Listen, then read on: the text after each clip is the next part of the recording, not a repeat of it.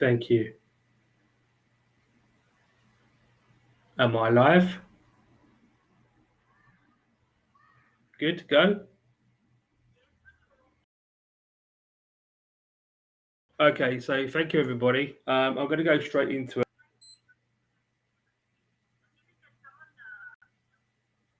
my video. Okay, so good afternoon or good evening, everybody. Thank you. Now, you may be wondering why I'm wearing a Superman t-shirt. Just bear with that thought for a second. I'll put my timer on. I'll try and get through. There's a lot of stuff that I need to get through that I want to get through. I think it's really important for the audience. I'm going to start off with a reading, which is a bit strange for a keynote talk, but I'm doing something different here today. So just bear with me. So I'm going to do a forces soldier. Okay, in the British Army, we have the SAS and SBS, but it bears a lot of relevance to this conversation. I know that controlling my emotions is so important. I have no problem showing how I feel to others. I don't mind them knowing that I'm human and I'm vulnerable. But in some situations, it's selfish to unsettle others by exposing the worst of yourself. What thinking inside, work hard to make sure nobody can guess that I'm anything other than relaxed and ready. Okay, so if you're wondering, this book is from Ant Middleton, a Special Forces soldier.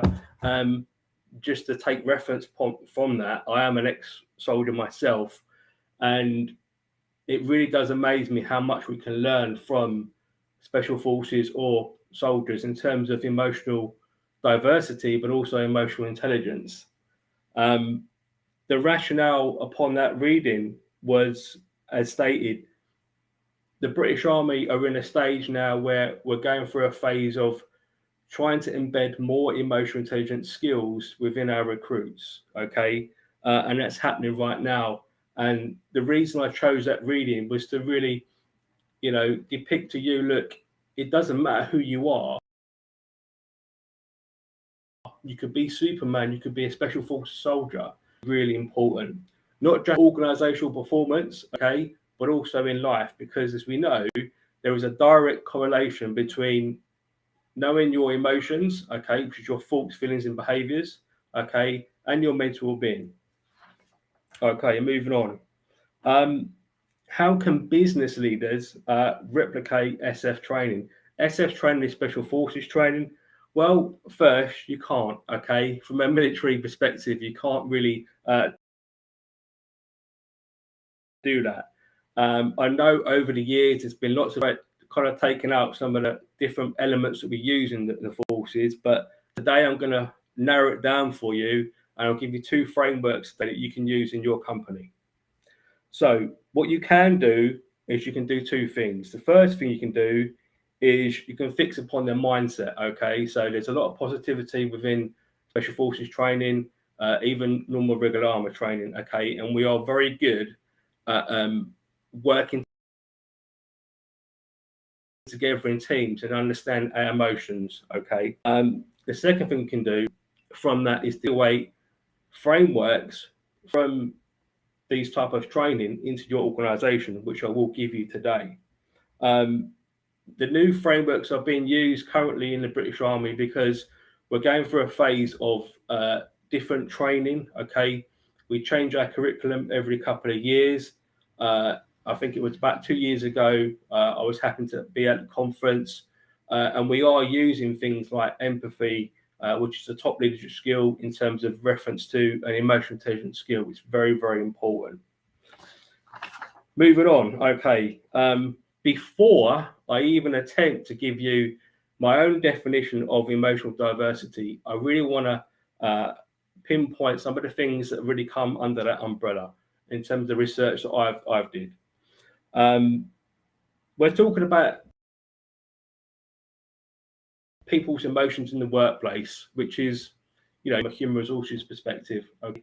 Trying to manage people's emotions is very difficult.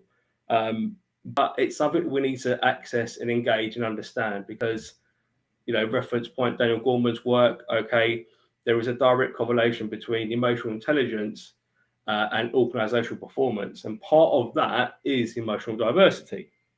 Now, in terms of the worst end of, I say the worst,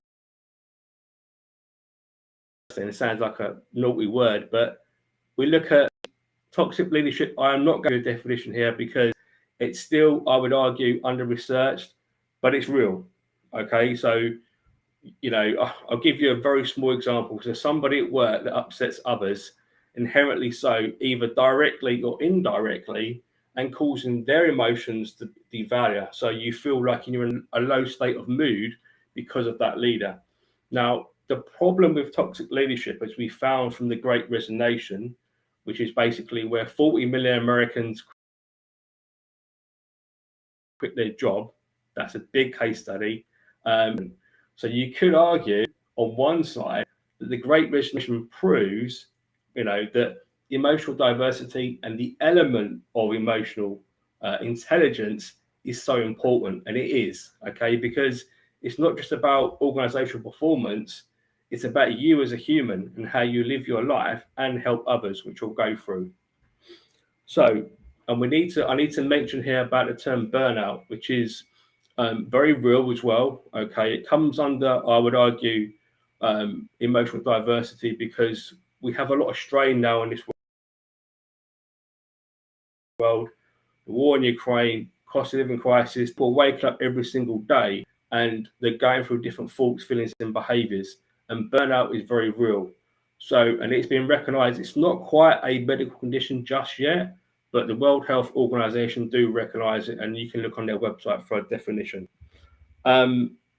Emotional resilience as well, that's been researched really well, which is a slightly different domain compared to emotional diversity, but you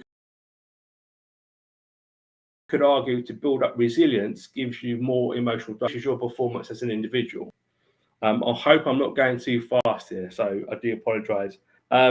Irrational thinking, which is basically, I'm not a psychologist, I want to make that clear, but, I think it's your left and your right side of your brain. Irrational thinking is an important part of research in terms of emotional diversity. I would still argue that we don't know enough about the term emotional granularity because it's very hard to research. It's like saying, okay, you go to work every single day. So trying to capture that from a research perspective is difficult. But however, there is some good news. All right, I don't want to sound negative here because we can look at all that, okay, and we can a mild attempt because this research is going on. There's so many different fields of emotional intelligence research. We can embrace it. What I would say was inclusive leadership. Now, the reason I wanted to wear this t-shirt is to say to you, look, even Superman has feelings, okay? That's the first point. The second point is that you could argue that Superman himself, the character, has the thoughts, feelings, behaviors of others, okay? So he can affix and show up with, I'll go through what empathy in action really means quickly. Empathy in action, I say, that's understanding what someone is going through in the moment, okay? That's my definition. Okay. And I really want to hit home with this inclusive leadership in terms of trying to cross-reference inclusive leadership with emotional diversity. From my humble small research so far, and it's still very early, I would argue that there is a direct positive correlation between practicing inclusive leadership and increasing emotional diversity. You have to ask the question, am I being inclusive? Teammates, okay? Notice I use the word teammates and not organizational performance or company, because if you are a team effectively, you've got to understand, like we do in the British forces, the emotions of others. Otherwise, we just can't function on the field and we've got no chance of doing our mission, for example. Right. I'm going to try now to give you a real definition of emotional diversity that I would define. Okay, now you can look at many academic papers, and there are different definitions. Nobody that's been a soldier, experience, and done some research as well. So there's quite a lot of domains in there. When an inclusive leader engages in the process of applying lifelong learning to understand employee emotions in the workplace. So as stated, I'm speaking more from a former soldier. I'm speaking as an employee. I'm speaking as a researcher. And I think that, I've read a couple of papers on this, and being inclusive, and certainly from a former teacher's perspective, when I used to go into the classroom, I put my students' needs first. I design my lesson. I understand their emotions are going to be different. So I'm also practicing inclusive leadership because through time, their emotions are going to change. Now, I can either be strict, I can come down hard and be an autocratic leader. That's a step away from being inclusive, in which case their own individual performance would decrease. Okay, that's just a basic example. So the idea that we can show up more in terms of empathy and action, that's being kind in a moment, is a really important skill. Now, we practice it every single day of the week in terms of teaching. What I mean by a buddy system, which I think will really help companies. I really want to champion. A buddy system, just to touch upon that, is basically where in the field, without, I've signed the Official Secrets Act here, but when we operate, we do our training. What happens is we have two people. Okay, imagine you've got two colleagues in work, but this time we're two people in the field, and we're in training. And the idea of the buddy system is that you keep an eye on me, I keep an eye on you. For instance, effectively cleaning his weapon. Soldier B is effectively making what we call scoff or food. Okay, but because we understand each other's emotions, practicing inclusive leadership, I know when something's wrong with my teammate, and these are really important skills that we embed into recruit training. Because if we go in operations and we go out Norway, for example, and I don't understand the fact of when my colleague or my oppo, that's very dangerous. So that's why the British Army are one of the best, not only the best army in the world, but because we practice emotional intelligence training every single day, we're very good at understanding each other's emotions. And it's so important because lives are at risk. So we can take a lot from that. And that's why I'm trying to say to companies, look,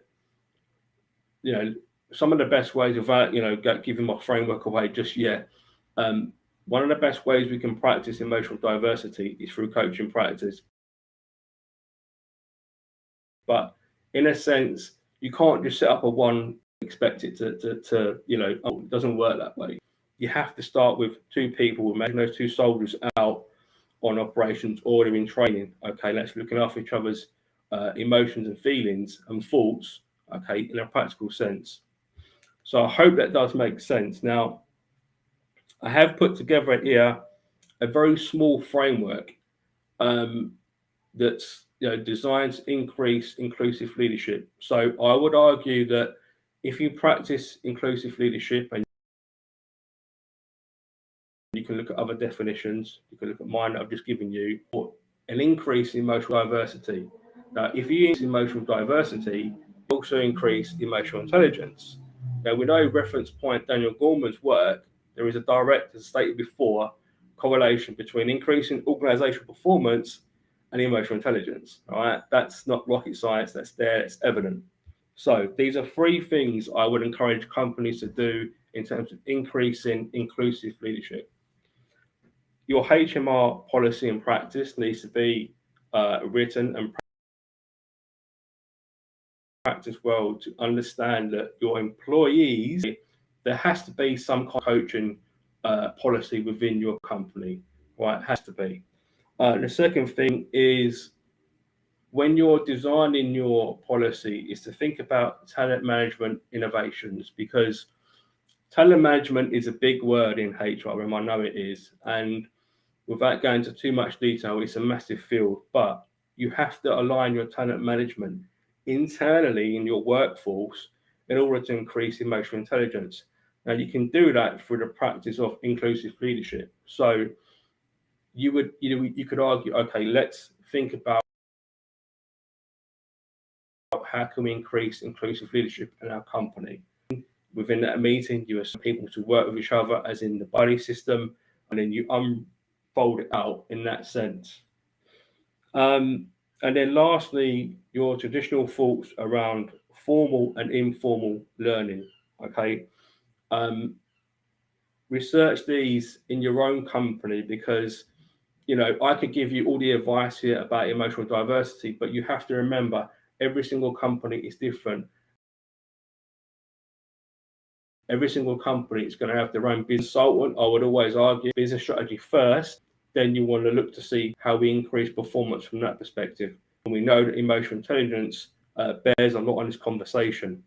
So I hope that makes sense. I know I'm going quite quick here. Some of the symptoms of non-inclusive leadership, I thought I'd just throw a little bit of medical science that's quite really real, really. When you know in your company that either or you're not gaining in your emotional intelligence or inclusive leadership, when colleagues give outbursts. Now, this is slightly different to toxic leadership because academics would argue it's narcissistic behavior. We haven't really done enough research to define between non-inclusive leadership, I would argue, and toxic leadership. So, we all have bad days, okay? So, and really, to be honest with you, it is about showing up with empathy. So I'll just go through quickly some of the symptoms. Indication that the leadership process is not working. So you've got change in moods, okay, in the office, okay, and we know the strength of this conversation bears a lot upon depression levels, because we know that emotional intelligence, understanding your thoughts, feelings, behaviors, is really important to keep your depression levels low. Manage your stress and anxiety. We're always going to have our bad days, but if we haven't got that buddy system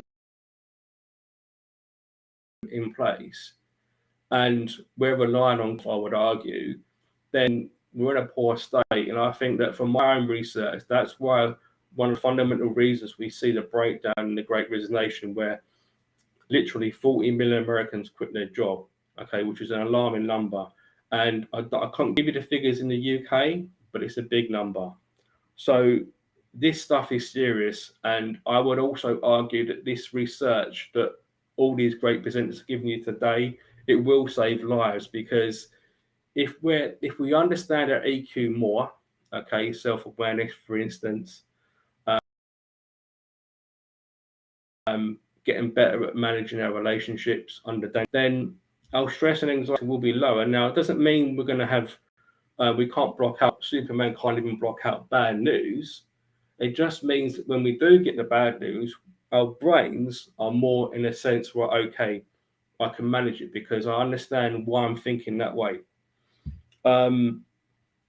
People with aggression, a high reactive temper is also indications that somebody is either not managing their thoughts, feelings, behaviors that well, and they could be on the borderlines of toxic leadership. Just a little bit extra information about toxic leadership. Okay, it's real, but I think they haven't really modeled it in a nice and correct way, because we're looking at a point, we're making judgment on others, and we're not exercising empathy of action. A lot of academics, even when they write their papers that I've noticed, will argue that toxic leadership is very bad. It causes a lot of upset, culture, diffusion. That's true, but if we're all to be, and I would argue definitely, trained counsellors to some level in the future to increase our emotional intelligence, we need to understand that people go through. It starts with you first to manage your thoughts, feelings, and behaviours, but also to exercise the fact that somebody might have just had bad news and they've reacted in that way. And because your mental well-being programs, as in your emotional intelligence training and development, is not really well set into your company, then you're going to quickly find that the culture, it will get toxic because it passes on. You know, if my boss says to me, you know, I don't, you know, there's an article that went viral and I've read it a couple of weeks, bring me problems, bring me solutions, which is a very interesting, you know, topic. And we have built this culture, sadly, in this world where we're fixers, you know, we're not preventers, which we really can achieve this through emotional intelligence, and certainly emotional intelligence diversity. And that is, just to recap, is to practice inclusive leadership. So just, you know, just being like a teacher, like I was in the classroom, understanding if I have a student that's late, I'm not going to shout at him at the door because I understand he might have gone through something.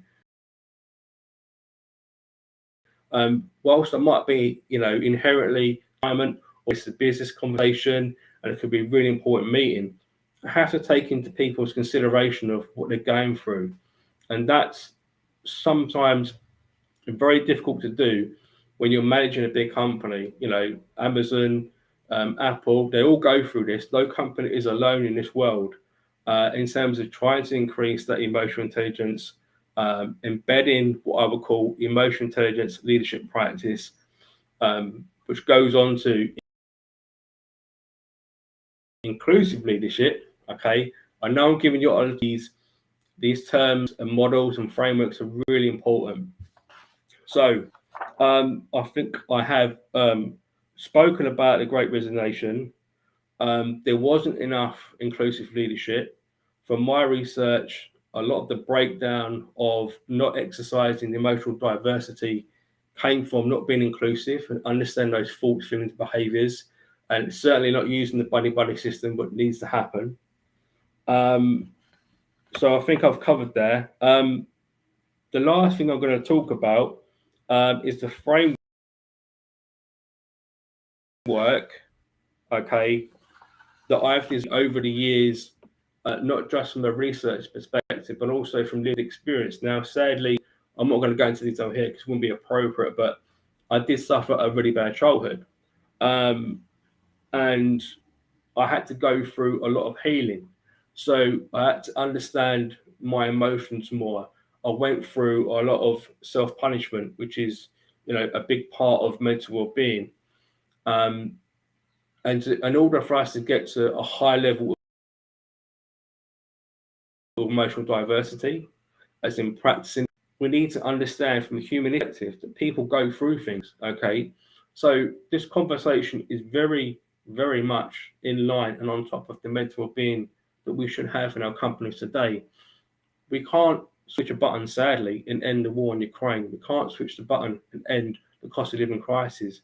But what we can do is up here, so we can respond in a way that's attuned to our own self-awareness. How do we get better at self-awareness, Steve? Right, I'll give you three good things that have worked for me, that I've lived through the experiences in my life, and I've used elements of my own research and obviously, you know, reading other people's work. So the first thing, which I've already gone through, is the buddy system. So that's point one. So how you increase emotional diversity in the workplace is adopting the buddy system. And, you know, just to simplify it, it's just coaching practice, but it has to start with two people on a regular basis. Because when you think about, okay, I'm stressed, you know, I don't want to go to work, you get out of bed one morning, what happens? Who do you call? You call your GP, okay, that road to. But how do you take further? You ring up a counsellor. So I would argue that the importance of having a coaching buddy in your workplace for the rest of your life, every single company you go and join, it's really, really important. So I'm trying to encourage companies that there is never going to be enough coaches, you know, counsellors, GPs, even in the world, to safeguard everybody's brain. We all have to increase our game in terms of managing of thoughts, feelings, behaviors as in the EQ domain, which leads on to emotional diversity. So coaching systems and models and practices are really important. Number two, we only really get better in life and our own performance and managing our feelings and increasing our practices of inclusive leadership through self-reflection. So, life is hard, we know that, but if we don't slow down, do what I'm doing now, we sit on the chair, we relax, like here, Superman even goes through emotions. We have to sit down, process things. The brain, take it from somebody not just as a researcher that's lived through trauma, is incredibly sensitive, and we don't know that until we go through something really bad. And then, like me, it took me years and years of healing to go through. And my own research saved in, to be honest with you, I had epilepsy. It was horrendous.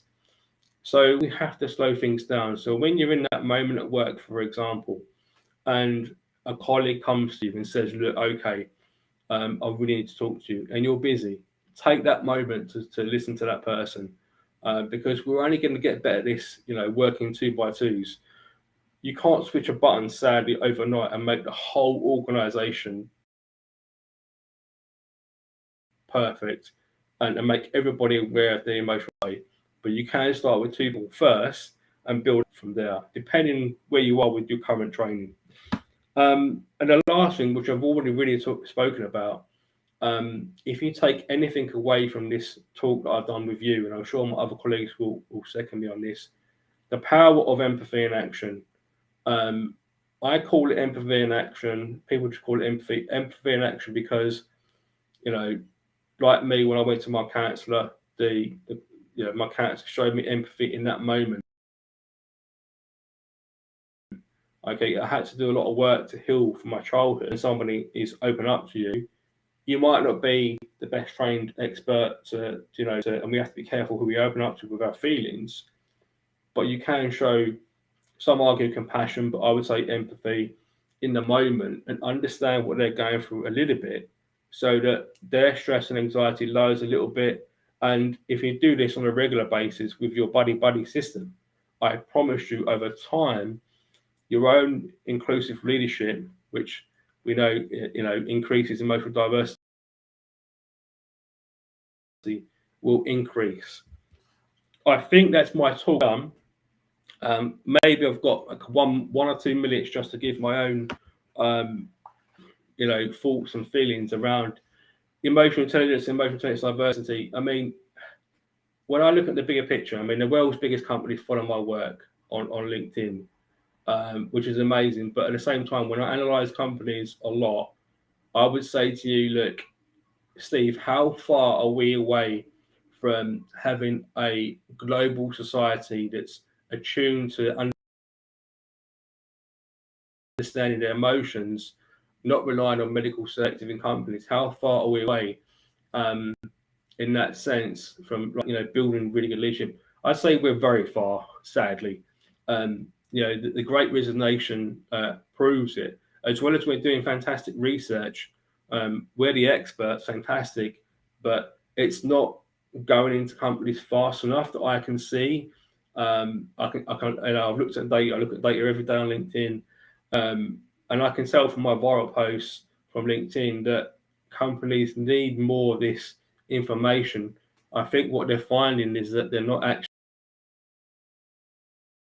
actually, other people might have different opinion, leadership, and increasing emotional diversity. Some companies are doing a good job, but you have to, look at the big problem here, because we shouldn't be relying on counsellors completely to manage our thoughts, feelings, behaviours. Emotional intelligence. Daniel Gorman has been, debating this and talking about this for 30 years now. We have to get much better at being there for each other, and it does really come down to that simple thing of empathy, because empathy equals, a good employee. You feel fulfillment. I feel fulfillment. I'm happy because he cares about me. So therefore, my own performance is going to increase. So I think that's what it comes down to: is being I'm trying to simplify it here. I know that, but if the more kinder we are to each other through empathy and action, and understand our thoughts, feelings, behaviours more, using the buddy buddy system approach, I think that we can really you know, change the global society a lot and improve mental health extremely high. Things sadly like suicide rates, which is very high at the moment, and depression. It will save lives. So I think my time is up. I believe. But I hope you've enjoyed that and you've got some value from this talk. And I want to thank Anupa for letting me come on and giving my research and my own thoughts, feelings, and I know it's a lot I've went through, but I thought it was important for everybody to try and get get some value from this. So thank you.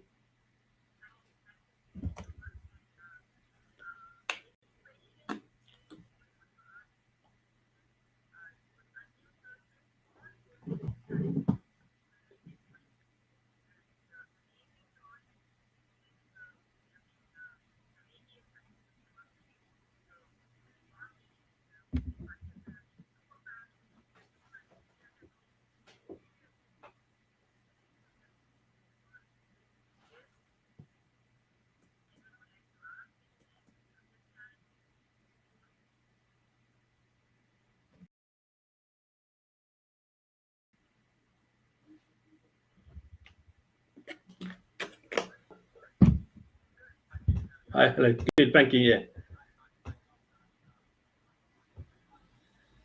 Okay. Yeah.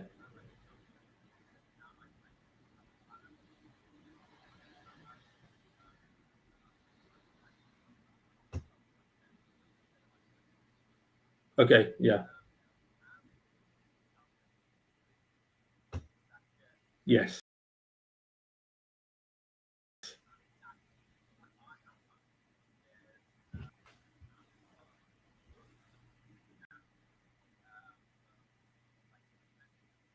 Okay.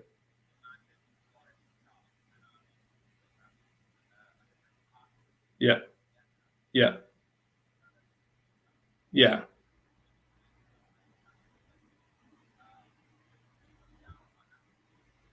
Yeah, it does. Yeah, there's a lot of research out there to prove that. Yeah, you're absolutely right.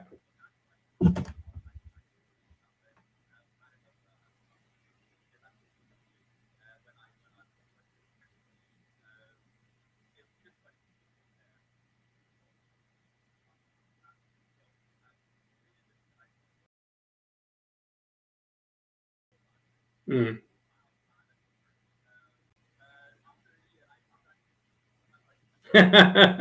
Yeah. Eh,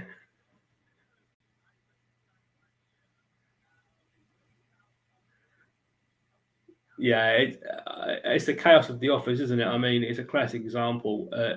I mean, I've used the British military because we're very good at it. We have to be because that lives depend on it. Um, I still don't think coaching practice is the framework in that sense. Like you say, the buddy buddy system is used enough, and I think that you know where we're so reliant upon, I can see through the pandemic, like Tata Consult Services, massive company, sadly, that had their family members that had lost someone. And then those colleagues that worked in the workplace, they really had to invest heavily into telehealth services.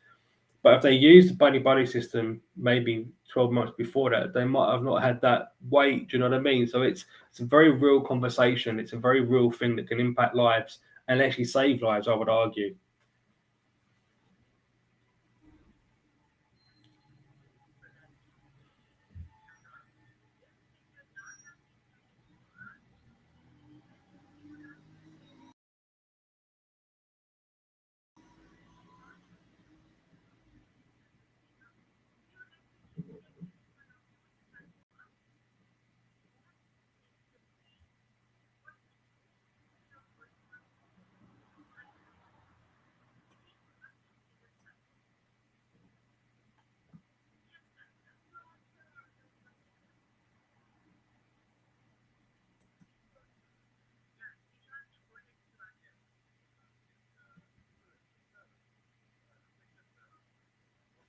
Yeah. Yeah.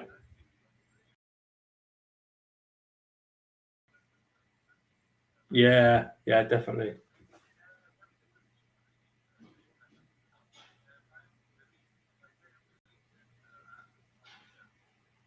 Yes. Yeah.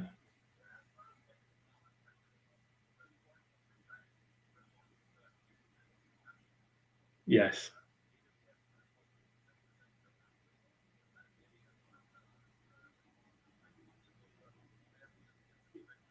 Yeah. I mean, absolutely. Yeah, I mean, it's very difficult to train our brains like in this way because we do effectively have to become our own counselor.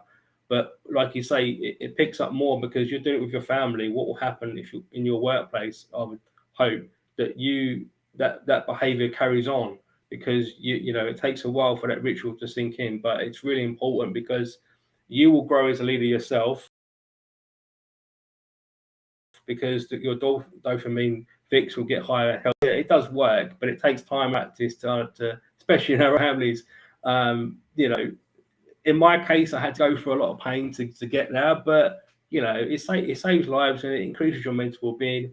So what? And it doesn't cost anything, which is the good news. So we should be all doing it more. But yeah, thank you. Yeah, yeah, it does. Yeah, yeah, yeah, yeah, absolutely.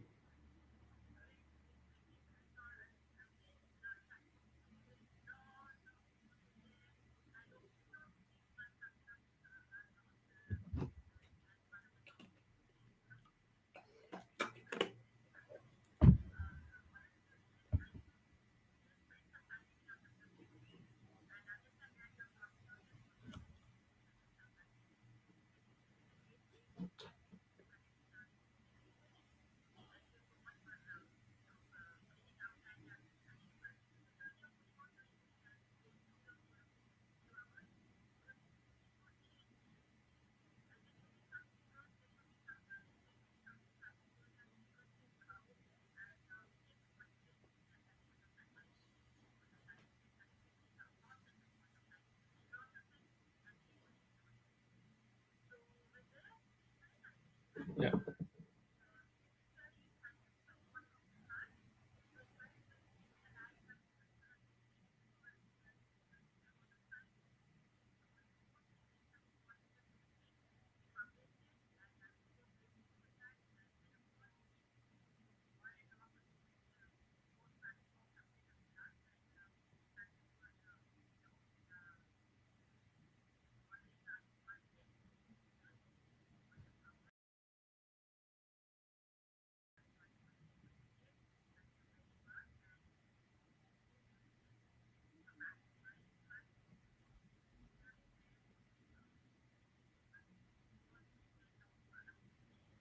thank you,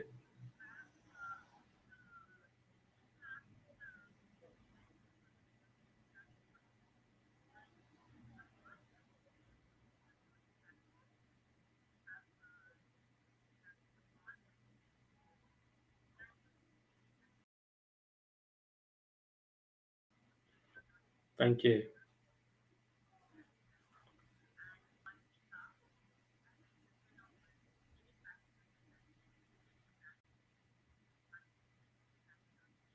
Wow, nice. Thank you. Amazing.